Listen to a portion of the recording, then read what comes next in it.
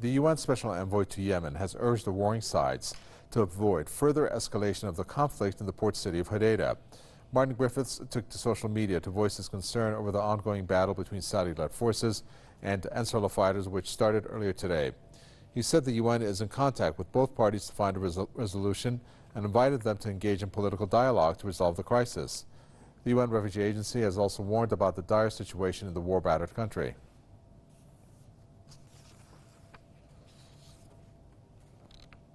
The message is go back to the negotiating table as soon as possible. It's actually surprising that an exodus has not happened yet. Grandi warned that escalating violence in Yemen could lead to a refugee exodus and will not end a war that has taken a huge toll on civilians. According to the Red Cross, an estimated 600,000 people live in Hudaydah. The regional head for the agency says the attack on such a populous city is likely to exacerbate an already catastrophic humanitarian situation there. Judith Brown, former manager at UNHCR Yemen Refugee Health Project, joins us from Bristol. Taking a look at the warning, first off, the UN says that the lives of 200,000 people will be at risk. So are we to conclude that the Saudis and the coalition countries involved, like the UAE, and we understand the United States is also involved in this war now, have said that's okay, we're going to risk their lives and attack that port city? Hello. Yes, I think that the situation is very dire in Hudaydah. As you say, I heard that actually the UN are saying that 250,000 are at risk in Hudaydah, but it's a large number anyway. It is a shame that the assault has started at this moment in time because, of course, Martin Griffiths, the new UN envoy to Yemen, has been trying very hard to get people to sit around the table and negotiate at this point. And it seems as if this strike on Hudaydah has actually preempted those peace talks. And as David Miliband said at Rescue, I think yesterday in a statement, he said that this has actually killed all the hopes of peace in Yemen, as well as killing individual people.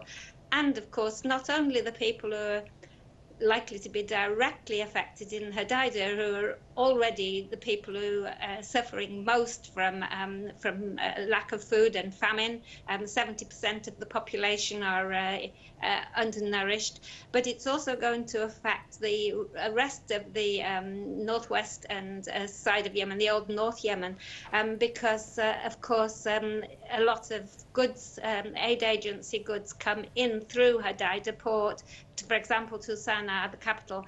And again, I think that Rescue about a month ago was talking about the huge cost of transporting humanitarian aid from other alternatives. For example, Aden, where they're having to go through maybe 26 checkpoints in order to get to Sana'a, and it'll take time and also an incredible lot of money to move aid in. So that's going to severely restrict the amount of aid that's going to the rest of Yemen, which is incredibly in need.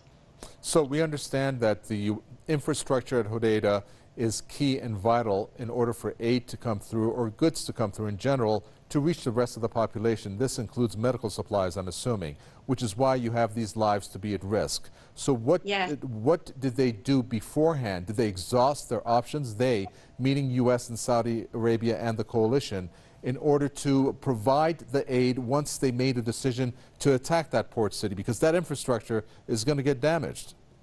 It is going to get damaged. Of course, it has been damaged. As long ago as August 2015, the major cranes were damaged at Hudaydah, and also they've been attacking the fishing industry for several months, making it impossible for fishermen to earn a living, as well as the port workers, make it impossible for them to earn a living, which is why Hudaydah has been so impoverished.